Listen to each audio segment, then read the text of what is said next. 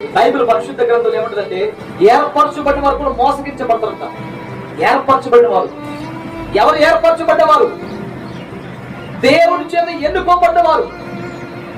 చూడండి, ఏర్పరచబడిన వారు మోసగించబడతారు అంటే యేసుక్రీస్తు ప్రభువు కాలంలో యేసు ప్రభుతోనే తిరిగారు, యేసు ప్రభుతోనే ఉన్నారు, యేసుక్రీస్తు ప్రభుతోనే భుజించాడు, సంచరించాడు, యేసు ప్రభు చేసిన అద్భుత కళ్ళాలు చూశాడు.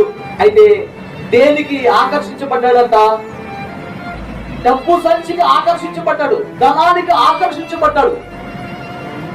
ఆ యొక్క 33.5 వెండి నాణములకు ఆశపడ్డాడు. ఆ ఆశపడ్డ ఇస్కరియోతు యూదా దేనికి ఆకర్షించబడ్డాడంట? వెండి నాణముల కొరకు ఆశపడ్డాడు ఇస్కరియోతు యూదా.